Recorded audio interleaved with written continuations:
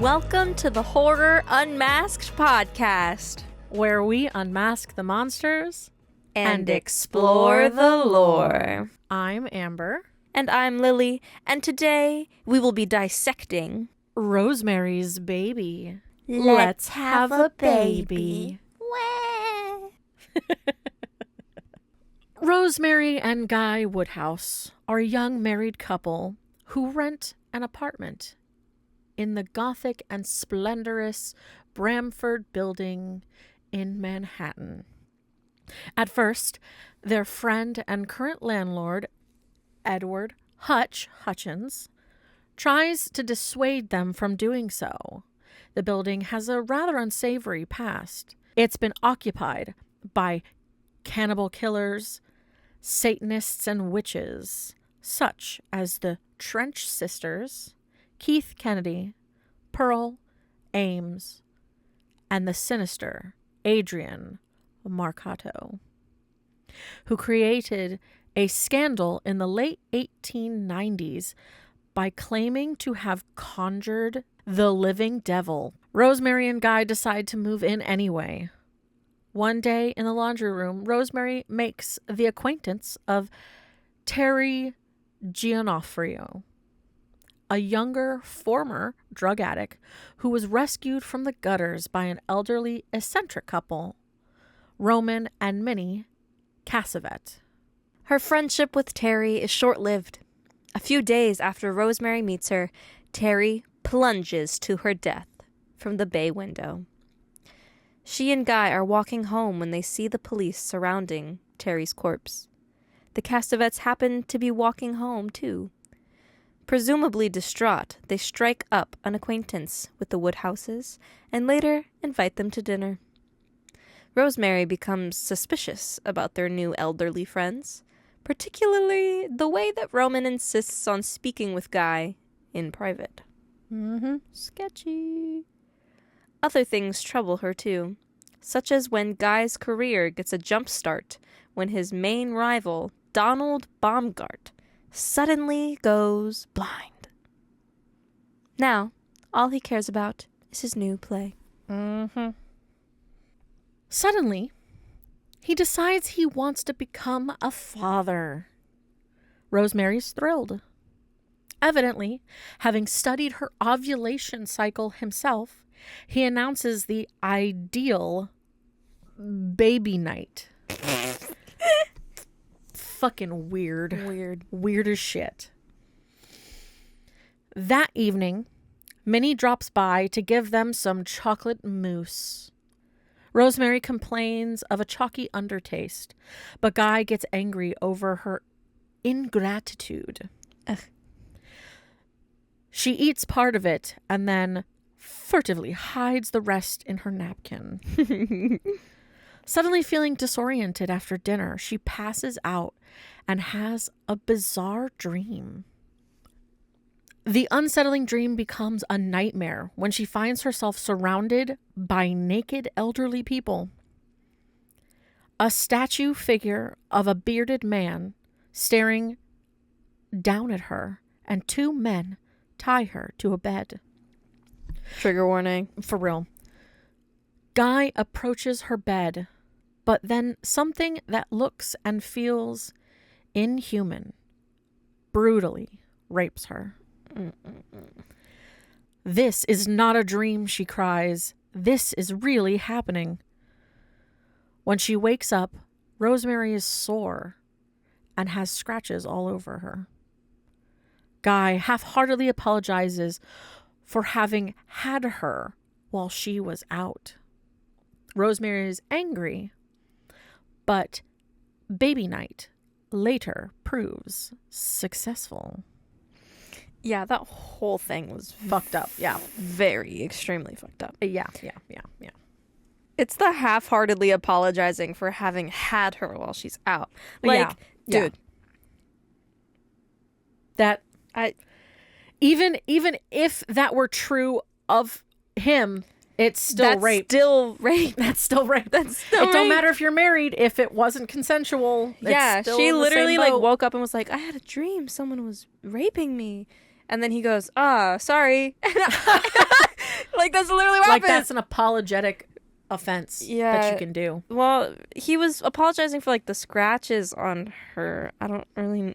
I'm like, that's not how that works. Yeah, I don't know. Spoiler warning. Skip ahead. As her pregnancy progresses, Rosemary feels a mounting sense of dread and angst, especially since no one close to her seems to want to acknowledge her pain.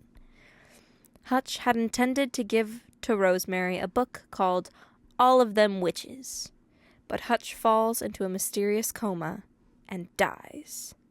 Mm-hmm. The name is an anagram, is the final clue Hutch had left for her. Rosemary uses her Scrabble tiles to learn the horrible truth.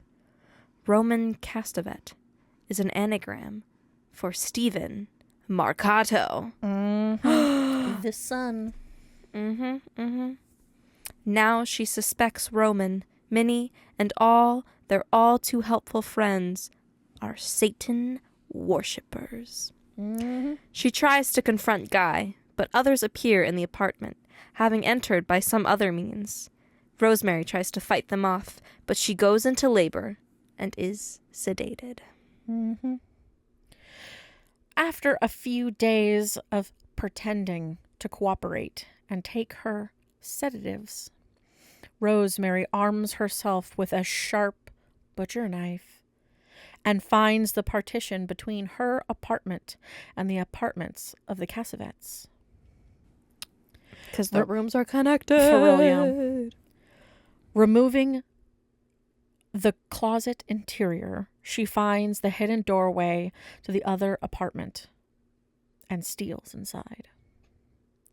She discovers the entire coven sitting in the living room around a bassinet.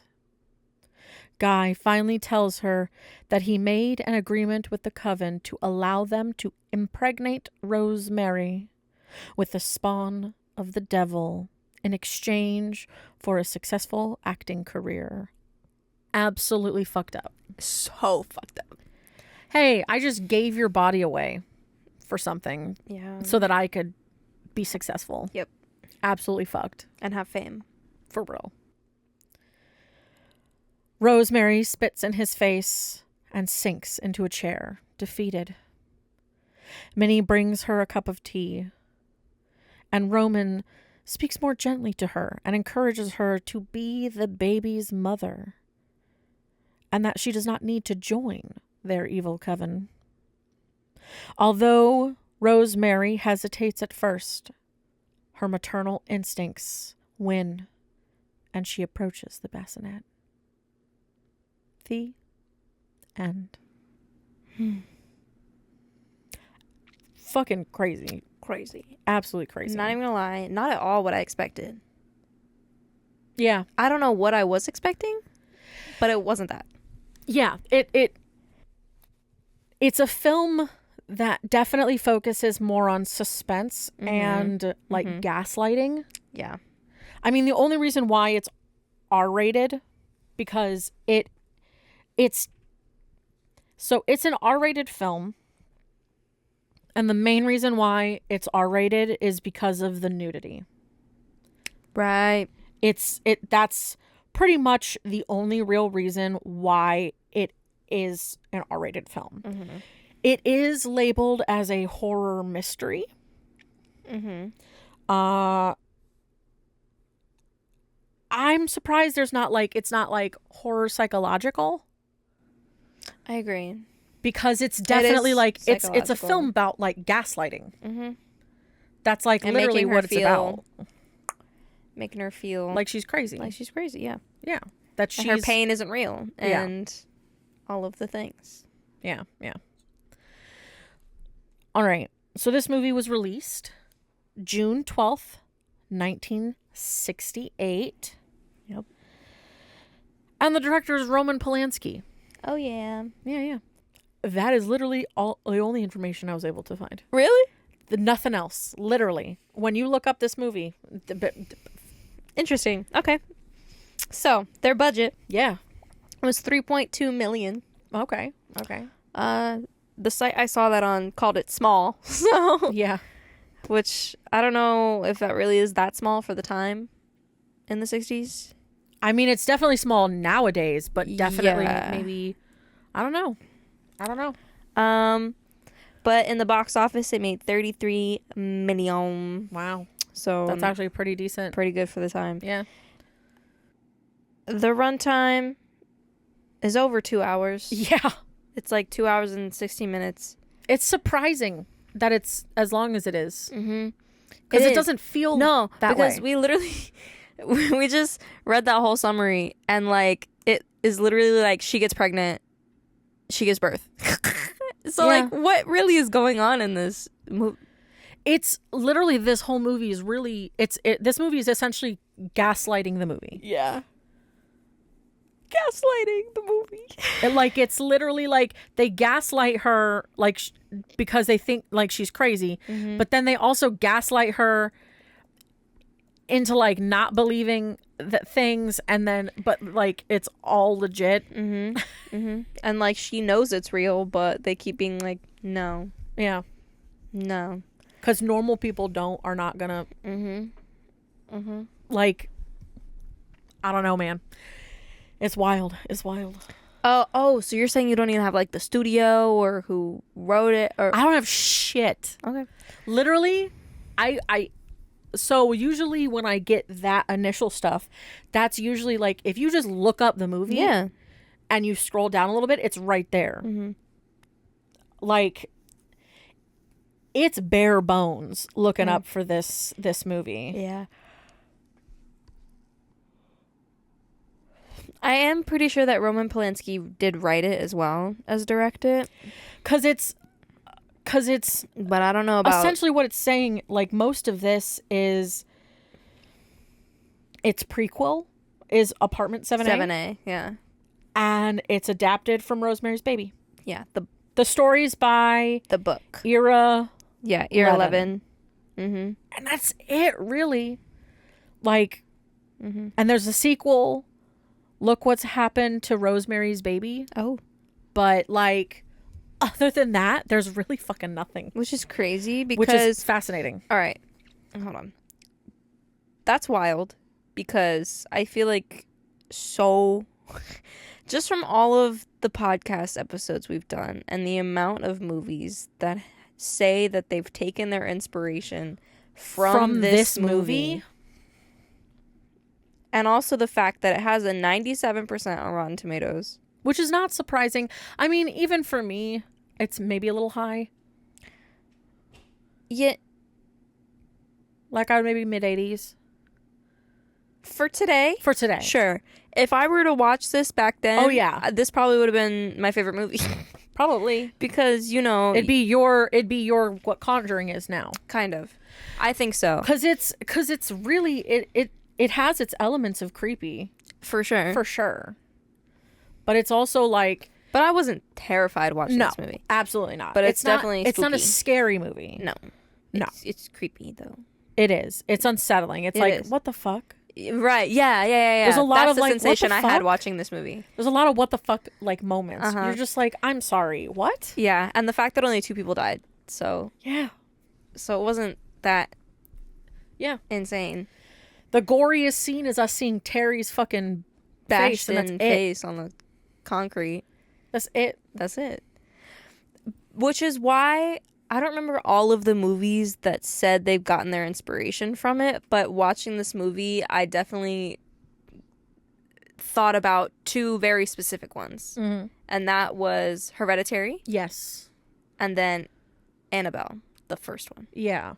Yeah. Or just Annabelle. Like Annabelle. Yeah. Yeah, like the original. Yeah. Not the one that's the origin story of Annabelle, but the actual, like, just the first Annabelle movie that film came out. Of Yeah. Annabelle. Which is very prominent with like them moving into an apartment and the basement scene with all the cages, and then just like it being a couple having a baby, and you know, the devil wants it, and all of those things, and like even the time period that was set in like what, the 50s or 60s, something like that. And then you have Hereditary, which was just a cult, Yeah. basically, with naked people. Yep. And gaslighting people. Yeah. And yeah, just that's Yeah. yeah. There's definitely, like, you can see where the inspirations all came from. For you sure. can really like, see. And which is why I think this really is like the baseline of horror movies. Like when you think of, I don't know, it just, especially all of the very like psychological, like the ones that make you think about things and stuff like that. Definitely. And I feel like the slashers obviously all came from Halloween. Yeah. And I feel like all of the paranormal ones came from this one. Yeah, I could see that. Or Paranormal Activity, obviously. But, like, I don't know. There was just something about this movie that feels like the baseline. Yeah. For everything. Especially because of how much is inspired by it. Yeah. Yeah. I don't know. Your thoughts? It's definitely a movie of its time. Yeah. 100%. For sure. It's got a lot of very, like, visually interesting. Mm-hmm. Especially, like, when they move in and everything. Yeah. All the visuals. Mm-hmm. What I do like is that they didn't try to do anything they weren't capable of, if that makes sense. Yes. Like, with special effects and making it too over the top. It's not a special effects film. Not at all. Like, the closest you're getting to it, like I said, was Terry's death. Yeah. And then maybe the weird rape scene with, but not even really. But not even that. That's more just like filters and stuff put on the camera. Yeah. So yeah, it's definitely more of a story driven, setting based film. Yeah. But that's why I think I would like it if I had seen it back then. Yeah. Because, like, I know me. It would have been terrifying back then. For sure. We've watched some of those movies from back then, and I'm not 100% a fan of all of them, Yeah. But obviously I appreciate where they came from and the time period and what they were able to do then. Yeah. I just think that for me, seeing all of those and then seeing Rosemary's Baby, I think that just the way it was done. This is also very accurate to just our baselines. Yeah. I maybe wasn't as into this one. That's fine. Comparatively to you. Because I was surprised. Saying it's my favorite. I was surprised to hear that you liked it even at all. So I was really. I was very surprised. I was like, she's gonna hate this. Really? Because I definitely thought that you're gonna be like, it was slow. It was this. It was that. Like, I was prepared. No, because usually you don't like the older films, and it's true. And it's not necessarily that you don't like them. It's just they're not your speed. Mm-hmm. But it's also makes sense because you also have to think. And I've explained this before, so if there's anybody new. So, for me, I'm the slasher girl. Yes. I enjoy slasher films, but the paranormal stuff like that freaks me out way more than slashers do. Mm-hmm. And it's the exact opposite for Lily. Lily loves the paranormal stuff. Yes. But the slashers will fuck her up. Yep. Because it makes her think too much about her own body. It's true. So it's one of those think about my skin and kinds how of situations, I have it. And it's kind of fascinating. Yeah, because this lines up with that. What, me liking it? Because it doesn't really. It's a more of a paranormal, psychological, and I like that stuff. Yeah, which is why. Also, genuinely, it just kind of.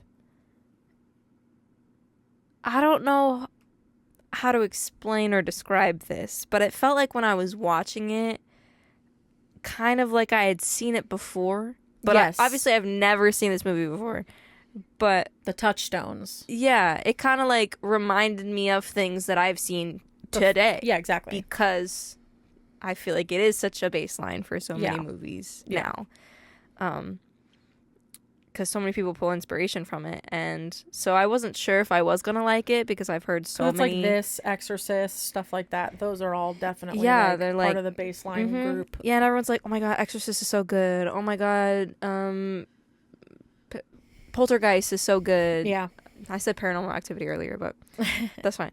Oh my god, Rosemary's Baby is so good, and I was like, okay, well, I kind of hate Exorcist. Poltergeist is all right. Yeah, it's not the worst movie in the world. Halloween is its own Halloween's its thing. Its thing. And then I was like, okay, here we go, Rosemary's Baby. The inspiration of many. Let's see if I like it. And then surprisingly, I was like, this is not bad, actually. Yeah. So I thought the acting was good. I thought the storyline was interesting, to me at least. Yeah. I was just, I kind of felt, this I don't know, this might sound weird, but like Justified as a woman. No. Because of how gaslighty it was, and because of how, and it also, sense. I just really love how it relates to today, and how, you know, there's a lot of, this is why there was a movie I watched recently, and I forget what it was called, but it was like this talk show host, and it's about him selling his soul. Yes, my brain cannot think of what it's called, but I'm aware. Yes. Yeah, and it's just like, and it came out more recently, and I wouldn't be surprised if they also pulled some inspiration from Rosemary's Baby. Just because of, like, you know, today, how everyone's like, oh, stars selling their souls to the Illuminati or the devil in order to get famous. And so, but also in today's time, there's just a lot of negativity towards women. Yes. And it just felt very current. So it was very weird that a movie done 60 years ago, you know, would be relevant. Yeah. So. And there may be some personal experiences that can be personal life experiences that can be seen in this. Like the gaslighting and the, just like not, you know, not feeling like you're being taken seriously, like with doctors. Yes. Or even just people in your everyday lives, like as a woman, not taking you seriously. Like it took her girlfriends at the party. Yes. To be like, that's not normal. Go fucking see a different doctor. Yes. So yeah. Crazy stuff. But yeah, I don't know. That's my 2 cents. Maybe it was a long 2 cents, but I don't care. That's just how I feel about it. No. You're in line for it, man. Makes sense. So yeah, that's my thoughts. Yeah. But you were saying there wasn't a whole lot of special effects stuff. Yeah, there's definitely not a whole lot of special effects stuff. But what do you have? Well, let's get into the cast first. Oh my god, I totally forgot. Let's get into the cast first. I have a short list of cast. I only have like 4 people online. I have 7. Go for it. Okay. You probably have a couple people that I just didn't put on the list because they weren't like consistent. That's true. I put the people that were mentioned. Yeah. That makes sense. In here. Okay. Yeah. So we have Mia Farrow as Rosemary. John Cassavetes as Guy. Which is funny, weird because the other names are Castavets. Yeah. Yeah. Ruth Gordon as Minnie. Sydney Blackmer as Roman. Charles Grodin as Dr. Hill. Yep. Victoria Vetri as Terry. And then Maurice Evans as Hutch. Yeah. So, all of that. Yes. Now tell me special effects things. Okay, before special effects things. Hi, hello, everybody. It's been a while. Oh my god, hey! I know we kind of just jumped full force into this. We really did. And we really y'all got my full opinions about Rosemary's Baby. No. It feels like it's been an eternity since we've been here in our spots. It does. I'm in a different one right now. Yeah. But you wouldn't know that. No. But yeah, we've been pretty chill, you know, living with life and current events. But we're not going to get into that. Absolutely not. No, because that is its own. We come here for escapism. For real. But don't think for a second that we're not very fully aware of what's going on in the world. Oh, no. Yeah. And what is and isn't affecting the world right And now. if you listen to our podcast and specific episodes, you know our personal feelings of things, or most likely do. And where we lie on our spectrums of things. So, But aside from that, it's fun to be back. Everybody love each other. Yeah. We had a good holiday. Yeah. Good time period. We were chilling, relaxing. Yeah. Got a lot of good stuff. Fun stuff. Oh, for sure. I had a good Christmas. Yeah, Christmas was good. A good New Year. Yeah. All was pretty chill. What else? A good break, I guess. Yeah. Even though it went too short. It's too fucking short. Well, that's for you school people. That's why. It's too fucking short. Well, I'm graduating by the end of the year, so what? For real. And I think that's official now. Yeah. Well, not officially official, but we're talking to some people. We're getting the things It's the done. fingers crossed to get things situated so that you can. But, like, I'm not crossing no fingers because I'm pretty sure that it's, like, I don't think it's going to be an issue. Yeah, I almost guarantee you're going to be fine to do it. That you'll be able to be done. So you're looking at a future college graduate. Hell yeah. Oh, yeah. Pew, pew, pew, pew. If I can afford it. If you can afford it. Grants and things. Yeah. And loans. Yeah. Those are important to college students. Yes. Yes, But, they are. Yep. Yep. I guess it's a privilege, not a right. For real. Just like living now, For real. apparently. Yeah. If you can't tell, We won't get political, we're not though. going to get it right now. We've definitely done it in the past. Yeah, We've definitely done it in the past. for sure. But yeah. We're just, we got to float the best way we can. So, It's hard, but we're here. Yeah, we're here. We're doing it.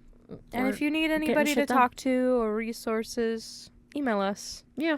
We'll help you out. Yeah. We Hell are, yeah. we are safe space for everyone. Yeah. Safe space. And I mean everyone, as long as you're not trying to... Be a bigot.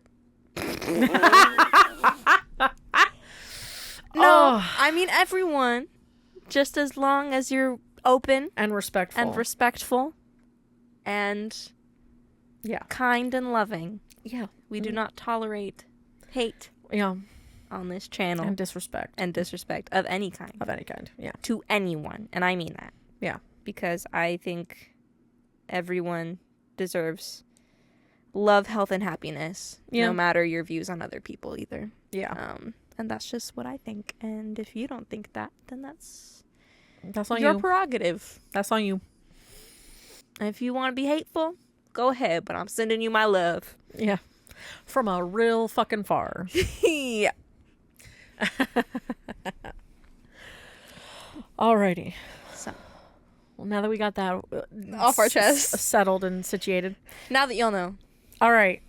Getting into this. Hamouvoir. Mm-hmm. All right.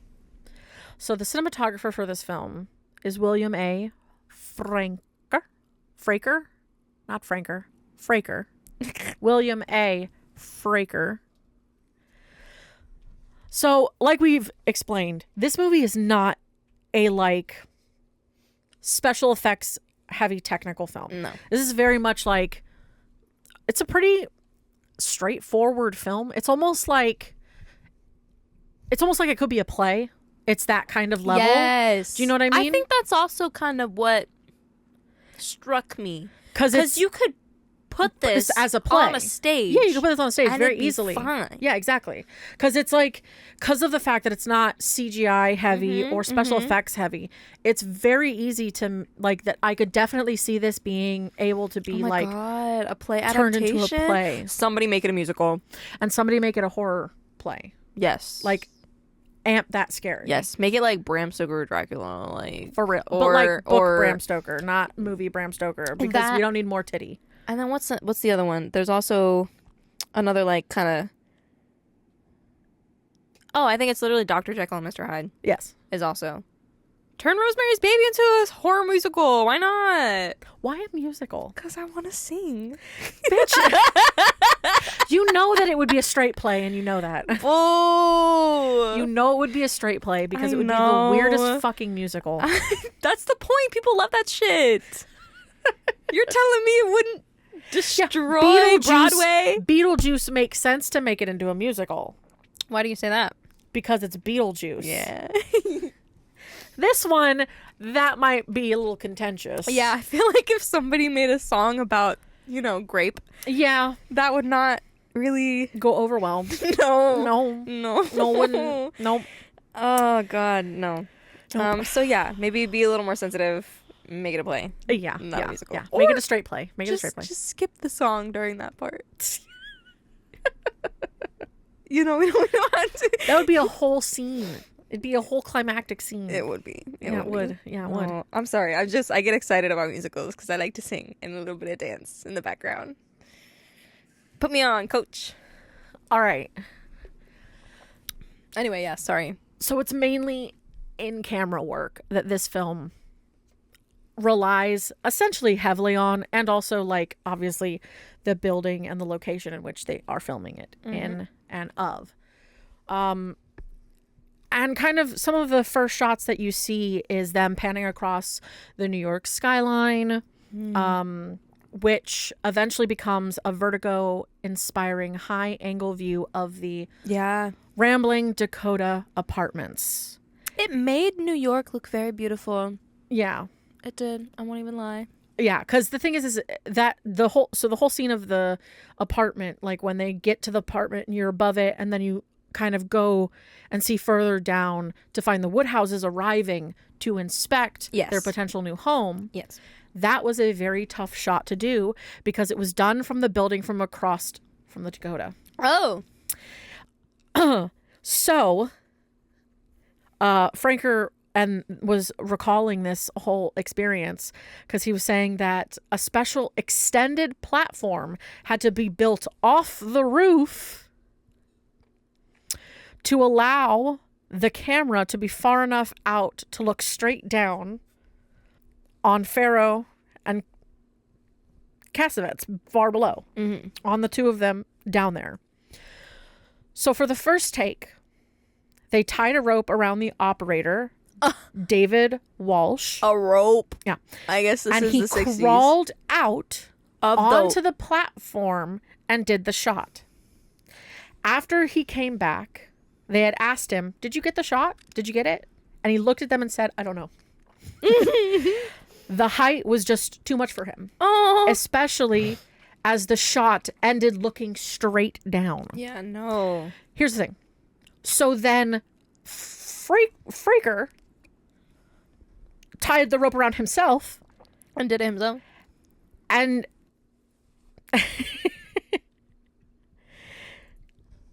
the height was too much for a second take. For him? Yeah.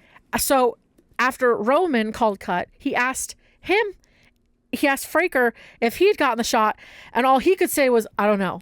So Roman got tied to a rope. himself to operate the shot, and afterwards, when Fraker asked him if he got the shot, it was like, "Billy, I don't know. I don't know." Billy, I don't know. So they literally have no idea whose take it was that was in that final shot. really? They have, because all three of them did it, and not a single one of them knew if they actually got a shot. But one got it? So clearly someone got it. Someone got it. put it in there, Yeah. but they have no idea Whose it was, but they only got one. But they got it. What if it was the first one? I don't know, man, but they did it 3 times. Damn. And one of That's them crazy. made it in, but clearly they were like, "I don't know whose it was." Yeah. It was just... That's so scary. I just love the fact that all 3 of them were like, "I don't know if I did it, but I'm hoping I did." So, obviously, except for the opening shot, the entire film was actually photographed with either an 18 millimeter or 25 millimeter lens, which adds a subtle level of consistency to the imagery, as well as gave Fraker the opportunity to fully capture Silbert's impressive sets depicting the Woodhouse's apartment. They were beautiful. For real. That apartment was beautiful. Especially, it's so wild because the apartment was really beautiful, and then you stepped out into the hallway and like shit was like crumbled and kind of destroyed looking, and you're just like, that's such a stark contrast between the two. So apparently they could shoot from anywhere. The walls were held together with metal catches so they could be taken apart and put back together without damage. So they were able to just shoot however they needed to, however they wanted to. Yeah. And because of the wide lenses, now 18 and 25s are like super wide angle. Like you can actually end up getting a little bit of like curving distortion. Oh, wow.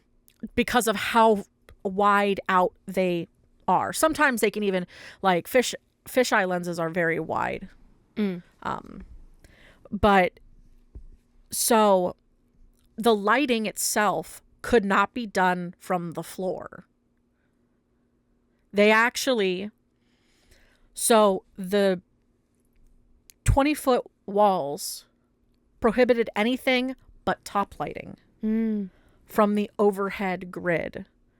So a system of extendable lamp supports, dubbed trombones, was created, allowing Fraker to attach lamps to the walls themselves and raise and lower his source so they could be just off camera. So they basically had to do all their lighting from above. Wow. And You know, have it kind of extensions. seemed that way. The lighting was kind of off. That was like the only complaint Yeah. I had, was that it was kind of dark. So here's Which another... I get it, because, you know, it's a horror film, but it was still a little But it's also too dark. just like... You'd also think that if the walls and stuff were removable, there'd be some way to... Yeah. But that's more technical of the time. I guess they didn't know how to do that 60 years ago. Yeah, for real. Fair enough. So this movie was Roman Polanski's first Hollywood film. Yes. Crazy. And they relied heavily on production designer Richard Silbert to find the perfect embodiment of the Bramford. He immediately suggested the Dakota apartments because Roman didn't know New York and he had spent 35 years there. So it was very easy for him to be able to find a place. Yeah. The team could only secure permission for exterior shots. So Silbert visited his good friend, Lauren Bascal, who kept an apartment at the Dakota. And the production designer sketched her floor plan, then rebuilt it in Hollywood. Oh, wow. Right up to the 13-foot ceilings. Damn. Very nice. Because in real life, the building was home to not just Bacall, but also Leonard Bernstein, Judy Garland, Yep. Lillian Gish, and Yoko Ono and John Lennon, who would later then be killed outside its gates in 1980. Oh my gosh. So it's got a lot of, and what's kind of wild is it's Lots of history. Lots of history to it. But for the most part, like that's all I've got for it. You know? Wow. Yeah. It's minor, but it's, you know, it's got a lot of history for it. Yeah. But you definitely probably have at least a decent bit more than I do. Maybe. If not roughly the same. I mean, yes and no, because I researched Satanism. History of this. Obviously. Because we already talked about how the movie is an adaptation of Ear Levin's novel called Rosemary's Baby. Literally came out like a year before the movie. Yeah. So they were done pretty much back to back. So that's where that inspiration came from. And that's where I was like, because I remember talking about like, wow, I wish I knew the inspiration of Rosemary's Baby. It's literally Rosemary's just Baby. a book. Yeah. It's Rosemary's Baby. Rosemary's Baby is Rosemary's Baby's inspiration. Yes. Literally. And I kind of love that. But Satanism, And I know we've touched on it a little. And some other stuff. And some other, just I know we've definitely mentioned it a little bit in Conjuring and stuff like that. Yeah, just for sure. You know, baseline. Mm-hmm. So, Satanism is the veneration of Satan. Does not mean it's evil. No. Just letting you know. Yeah. Figure from Christian tradition, known as the devil, or Lucifer, or Satan, or XYZ, LMNOP, name, all of the other names. Yep, there are so many. There are lots of devil accusations or like of devil worship historically. Always. They're all unfounded. Fucking D&D. Yeah. Yes. Like, what fucking part of D&D makes you think that they're Satan worshippers? Mm-hmm. That is the nerdiest shit that you could do, and it is fun and playful. And they're number rocks. What the fuck are you bitching about? Ugh.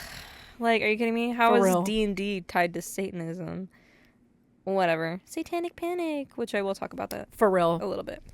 Because it's a whole thing. Jesus Christ. I don't have that much on it, but if you have some stuff on it. I don't have anything on it. It's just basically anybody who grew up in that time period knows about this satanic panic. Yes. And how like absolutely fucking unhinged people were about it. Oh my god. It was the equivalent of people looking at like GTA and being like, video games are corrupting the kids. And I'm like, that's not how that works. Your kid was already broken. Yeah. Like, people don't do stuff because of other things. If someone says, I did it because the video game told me to, I'm sorry, they were already broken before that. They just pushed you a little bit more. Yeah, exactly. They just persuaded you just a tiny bit more. Just because I play a game where I murder things does not mean I'm going to go out and murder things. If anything, that's a way to get your aggressions out. Yeah. For real. But, you know, Christianity, devil. By the 3rd or 4th century, Satan was portrayed in Christianity as a rebellious angel. Yep. And the leader of the demons. Yep. That sounds cool. Obviously a little scary, but, you know. He's also just an angel. He's just a dude. How anybody says it. He is still he was considered one of God's most beautiful angels. Mm-hmm. So guess what? That beauty doesn't just vanish. No. He's still very, very beautiful. Mm-hmm. But later, in medieval Europe, there were many groups ranging from heretical Christian sects to Jewish communities who were all accused of... you said sects.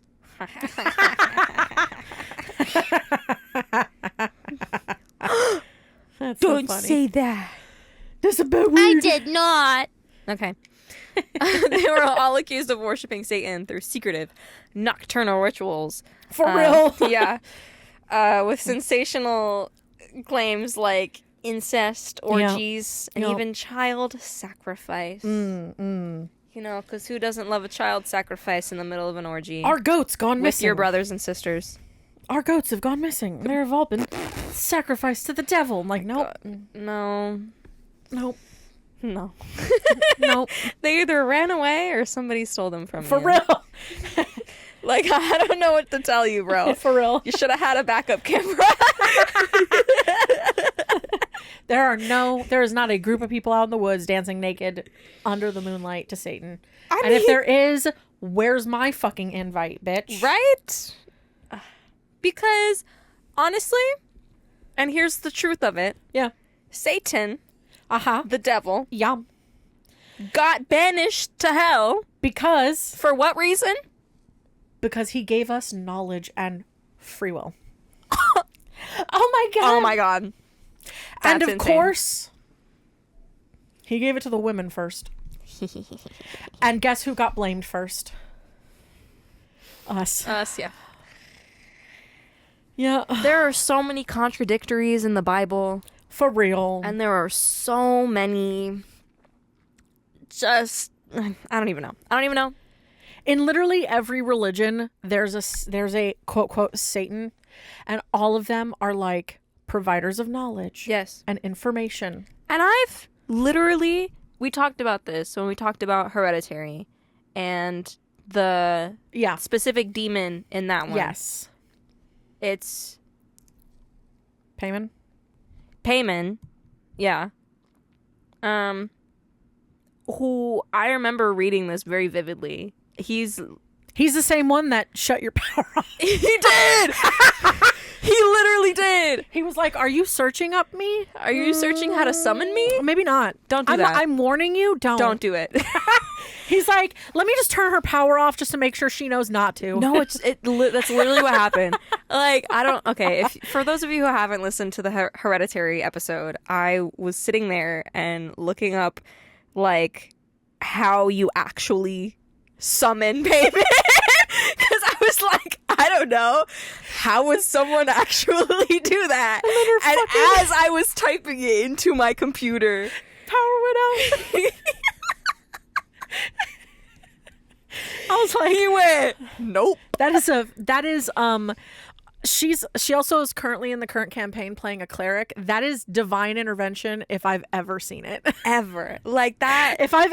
She rolled below her level and got divine intervention. And let me tell you, thank God. It was okay. When does your power usually go out? In the middle of the night. During what? Like, yeah, the witching hour. The witching hour or a hurricane 3, 4, or crazy weather. Yeah. This was maybe 2 p.m. Yeah. Bright as day outside. Yeah. And the power just went. Boom. Power went out. Yep. I was just like, absolutely not. And I shut my computer. I was you were done. like, I'm going to come back to this later. Yeah. Yeah. I'm going to just not. I'm just going to not. Thanks for the warning. So I still don't know how to summon Payman. For those of you wondering. See, this is when, if you want to look up how to summon demons, you go to like your school's library and look that shit up there. And you fuck up their shit, and not your shit. Yeah. Don't bring that home. But what I'm trying to say here is that there's so much stigma. And while I have history here, like about Satanism, there is so much stigma against it. Yeah. Because it's all evil or whatever, and you want all bad things. Because of preconceptions. Because of preconceptions and how people twisted it. Yeah. And turned it into something malevolent. When in reality, it was just Satan. The freedom of will. Yeah, it's free will. It's literally the sentiment of freedom of expression. It's kind of like the punk movement. Mm-hmm. A lot of people believe that a lot of people who are part of the punk are also community Satanists. But it's like 9 times out of 10, they're like, no. Right. No. They're all hippie and peace and love. It's I follow someone who's very goth. Mm-hmm. And she remembered sitting on the bus one day and this guy was staring at her, just a dude in a suit. Yeah. And then he started to talk to her. What, you've never seen a goth?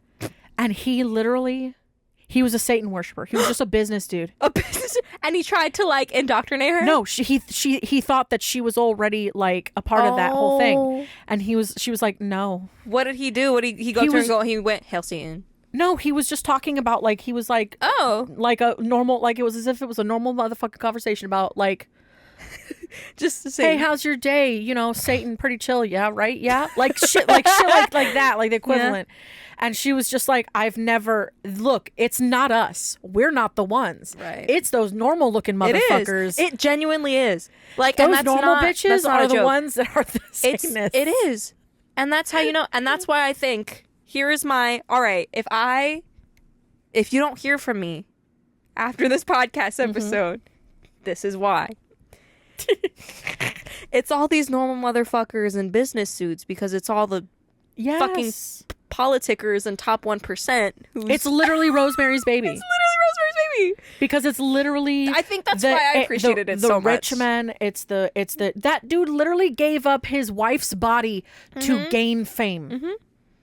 And you saw how they were living. They were already doing well. Lavish. Lush. That's my theory. And I think that they, I actually think it's because they gave their souls up to God. What? No, I'm kidding.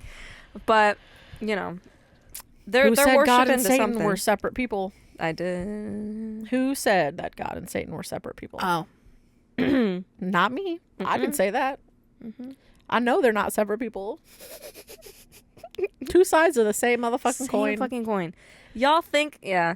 Like, okay, here's what I'm saying. I know I said that there's a lot of stigma and like, oh, Satanism, and like he Yeah. only became the devil because he just wanted people to have free will. And, you know. Also, just letting you know, I'm going to say this right now. Upside down crosses are not the symbol of Satan. Like, that's one of your Christian saints' symbols.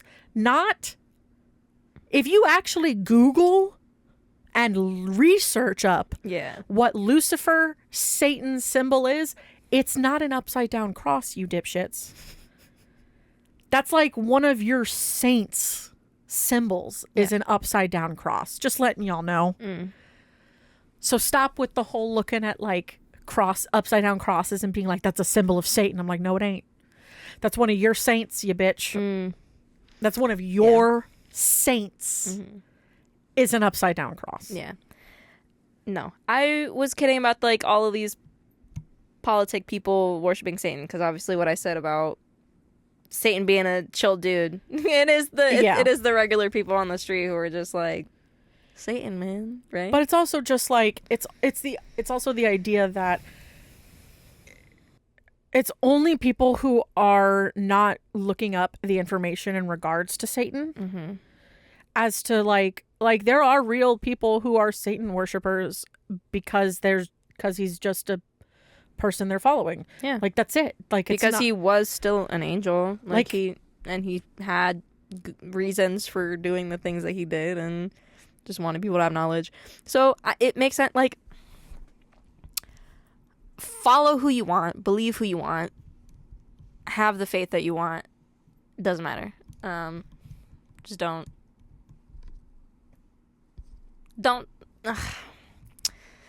Am I really gonna say this? Yes. Seriously, who gives a fuck? Just don't push it onto other people and don't hurt anybody else. And that's all that matters. So if you want to worship Satan or God, I have no qualms. Neither should the rest of the world. So, I don't know if you have this, but I just looked it up. Okay. What are the core beliefs of Satanism? Satanism is a collection of beliefs that can be religious, philosophical, or ideological. Satanists believe in individual freedom, non-conformity, and rebelling against authority. Yeah.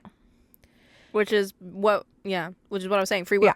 They also believe that people are responsible for their own actions and that there is no absolute morality. So no one person's moral is above another's. Because an absolute morality would be like everybody believes in this exact same moral thing. Yeah. So they believe in individual self-determination and that they are the most important person in their own universe. Which is honestly how all of us really should be existing. Because we are the most important person in our life. We're the one that we need to be looking out for the most and taking care of. Absolutely. Like, don't be selfish. Yeah. That's not what it's saying. It's just saying that, you are important and you should treat yourself as such. Not getting political, but rebelling against authority is fighting against those that would do terrible things in the world. Yeah. Authority. And that would affect the world in a negative manner. Thank you for looking that up. I knew I was missing something. I was like, I feel like something's off here. But it's that's good. It is. It's about self-preservation and the right to be you as yourself. And that's probably where the stigma comes from. Yes, 1,000%. Because when you have throughout history kings, queens, emperors, presidents, pharaohs, pharaohs, all of that, popes, yep, bishops, yep, all of these people in power, I don't care what you say. I don't think when you are in a position of power like that, ruling against, not against, but ruling a mass of people, Yeah. you don't want them to be different. Yeah. It makes it a lot easier if they all Are just the same.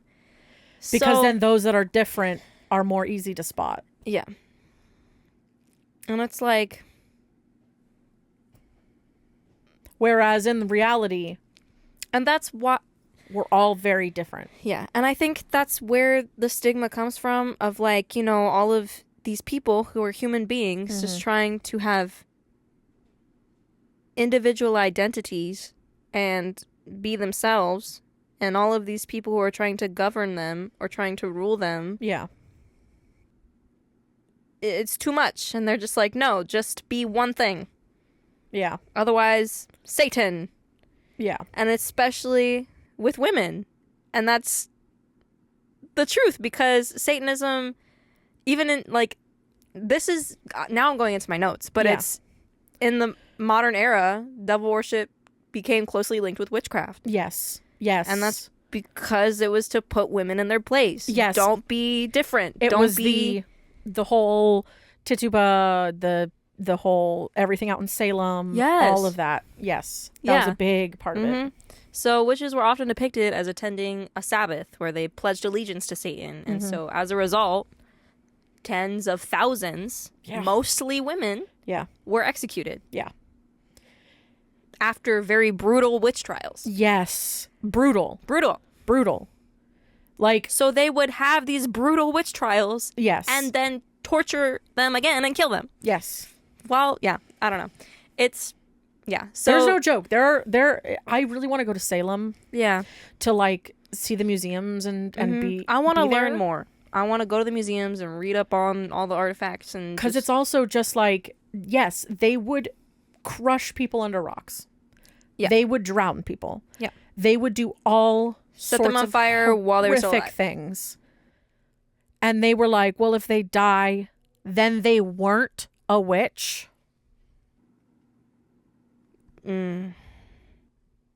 But if they lived, they were. You're then what psychos. the fuck is the point? Because you're gonna kill them either way. Then exactly. So you're just doing this for sport. For real. You're literally just doing it for sport.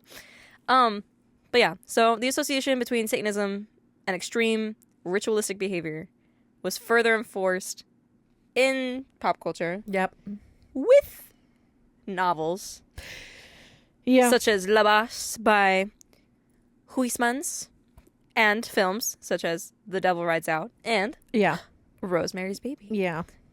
So they all depict the Black Mass, which is a ritual that inverts the traditional Catholic Mass. Yes. Yeah. And we also get to see some of this in like when, even though it has its own issues, when we got the newer Sabrina.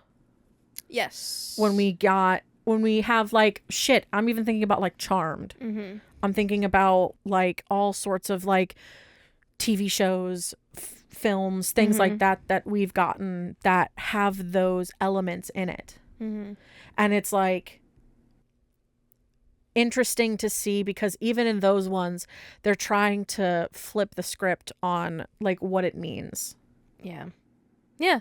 Like, and try to show that it's not this terrible thing that the world has kind of made it out to be. Yeah.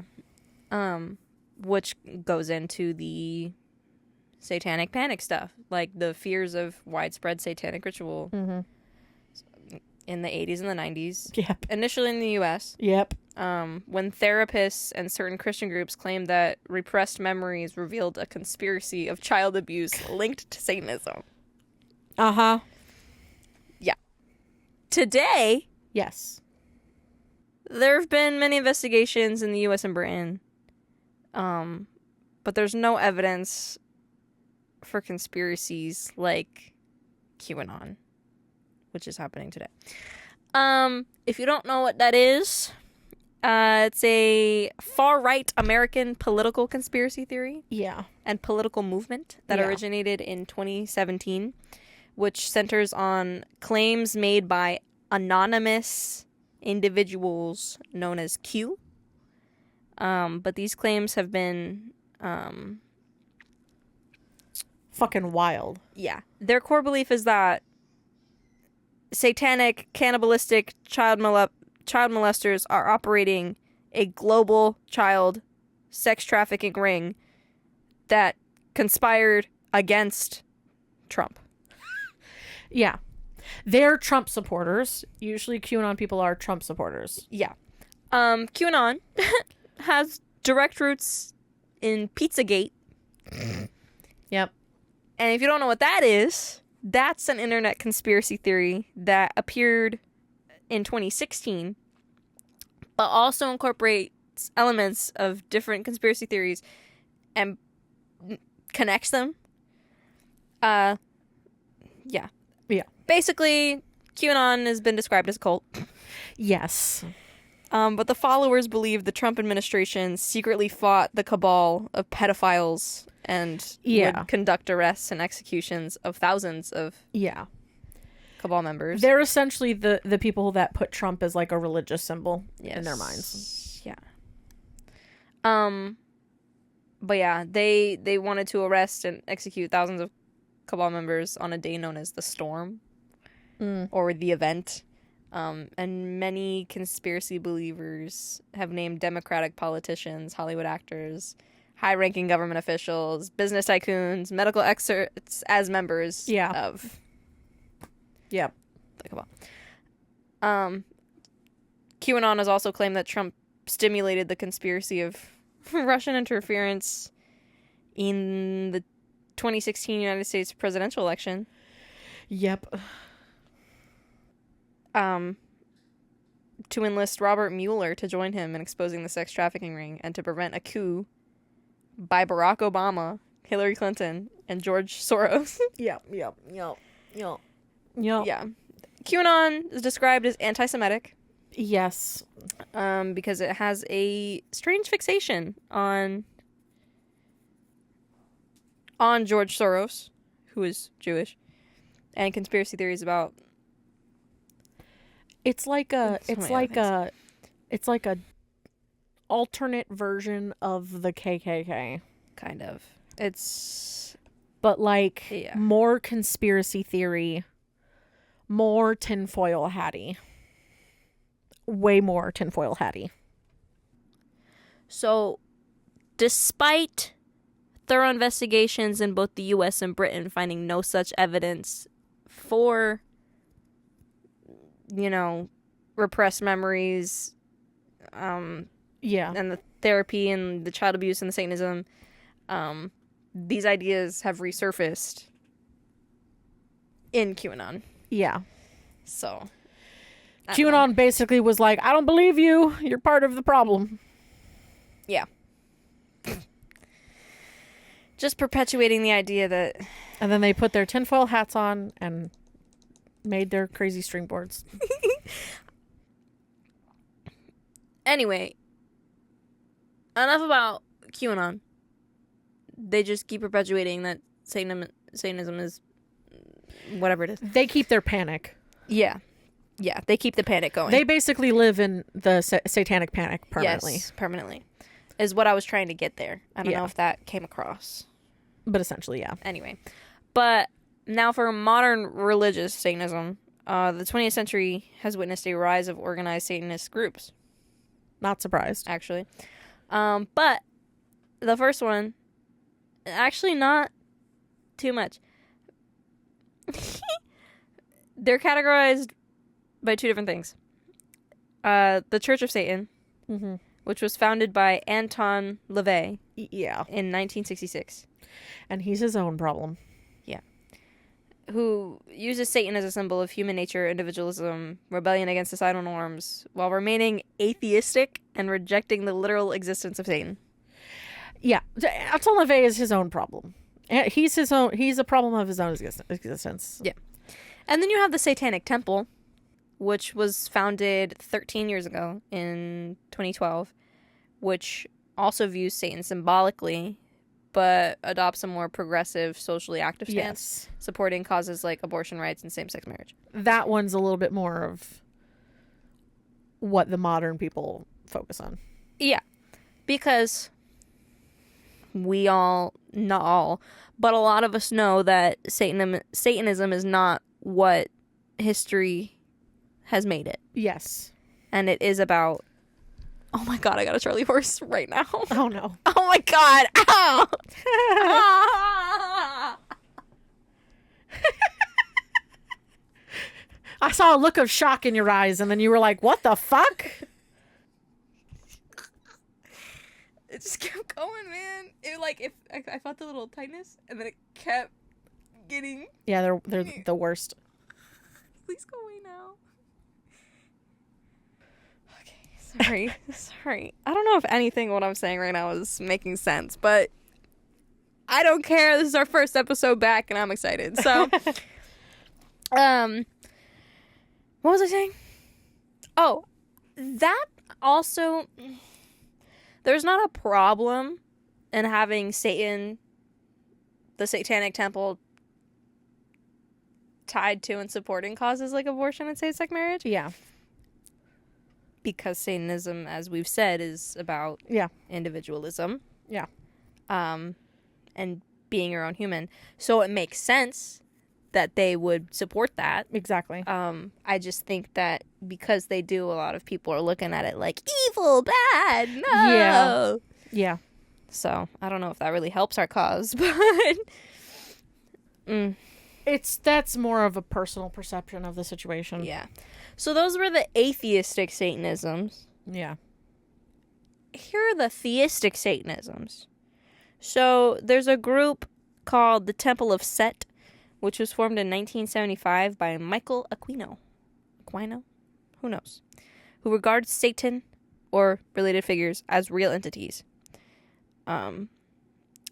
So the churches before it wasn't more the belief in Satan itself, just it's the idea of it, yeah. And the symbol of him. Yeah. Where this is like God, Jesus. Yeah, these stuff. people believe in Satan. And while the Temple of Set draws on ancient Egyptian deities like Set, yes, because it is the Temple of Set, other isolated practitioners and small groups see Satan as a literal being worthy of worship. So they do believe he exists, and they do believe that he deserves love and attention. But there are a few extremist groups, such as the Order of Nine Angels, which have promoted more radical and sometimes violent interpretations of Satanism. Although some individuals, often adolescents seeking rebellious identity, have engaged in criminal acts under the banner of Satanism, mainstream organizations like the Church of Satan and the Satanic Temple explicitly distance themselves from that kind of behavior. Because it's like... that's not what they're about. Yeah. Which is, throughout history, is what you'll probably find. Yeah. Because I think if you are a group like the Order of the Nine Angels, then... There's always an extreme version of every religious group. Everything. Always. So it's like, you have the Satanism, you have the Satanists, and then you have the extreme Satanists. Yes. The theistic Satanists who believe that he is real and he is evil. He's doing bad things, and you want to do that. But, like, it's so split. Because then you also have extreme ones that are very extreme about, like, no, he's information. He's worthy self-expression. Of he's being this, worshipped because he's yeah. a good God. Yeah. So there's so many levels of it, and that's what you get with any religion. You'll get it with any and all. Yeah. So. Yeah. Yeah. Drop a little knowledge. Drop a little knowledge bomb. And that's all I have. I feel like that was a lot. You have 1 star for me? I do. Let's see. So boring that it genuinely infuriated me. This was one of those films I decided to sit through just to say I've watched it, as I know it's very popular. After watching it, I don't see why in any way it has such high popularity. Gotta be the most overrated thing I've ever watched in my life. I also decided to give this a watch as Apartment 7A is being released in a month or so. Therefore, I wanted to watch it before I watched that. Like I said, absolutely boring. And I don't know why you're giving us your life story. Yeah. Why did I pick this one? I feel like there was a specific reason. Did I finish it? No, wait. Therefore, I wanted to watch it before I watched that. Like I said, absolutely boring and dull and genuinely painful to sit through on another level. If you're gonna watch a film to do with cults, then I highly suggest Apartment 1BR or The Wicker Man. Other than this utter bullshit. Do we have those on our list? I don't know, but we could add them. Mm-hmm. This movie genuinely wasn't for me, and I don't see why there are so many positive reviews, which actually makes me laugh, to be honest. Why did I pick this one? I don't know. I mean, isn't this movie like one of the highest rated movies we've done? Yes. Yes. I think we've had like one other 97 maybe. Yeah. And I think that was Hereditary probably. It's like there's only been a handful, and this one's pretty up there. Yeah. I mean, I haven't seen Apartment 7A. Neither have I. But I don't know if this person went and watched Apartment 7A after watching this movie. I mean, I would assume so. Because they were like, I wanted to give this a watch before watching that one, even though Apartment A is the prequel. Yeah.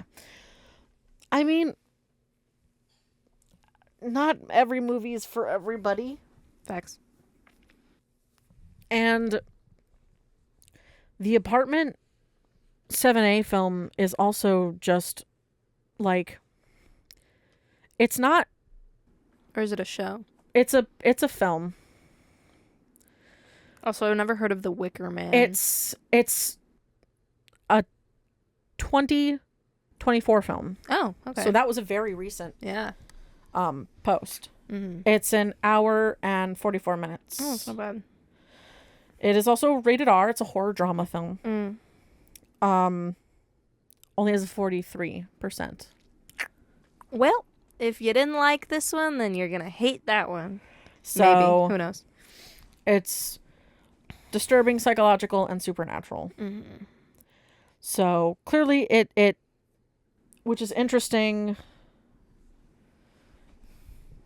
because it's got obviously some of the characters that we know of.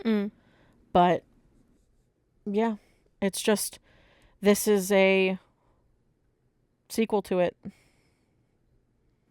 Or not sequel, but you know Prequel. what I mean. Prequel. It's probably about the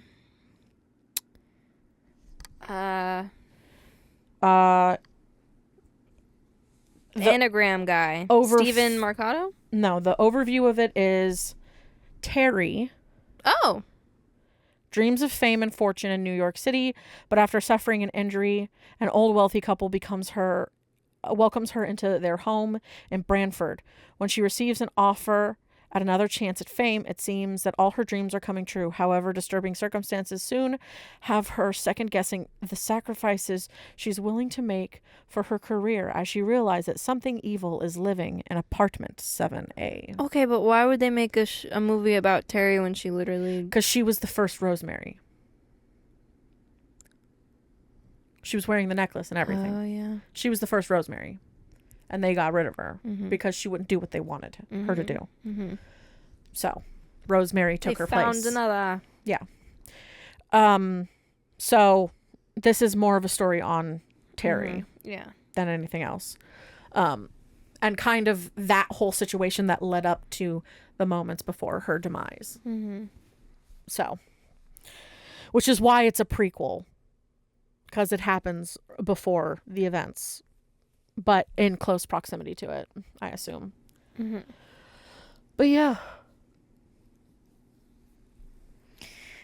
That's all I got. It's not a terrible film. It's just, it's definitely of its time, and it's definitely, it's very much a psychological movie. Yeah. Because the whole thing is they literally purposefully didn't have a baby in the film. Mm-hmm. Like, and they I'm glad they didn't. intentionally didn't have a baby in the film. Mm-hmm. It was just a concept. Yeah. You never got to see the child. I liked that part. And I'm not gonna lie about it, because I feel like if they actually showed what the baby looked like, then it wouldn't be as.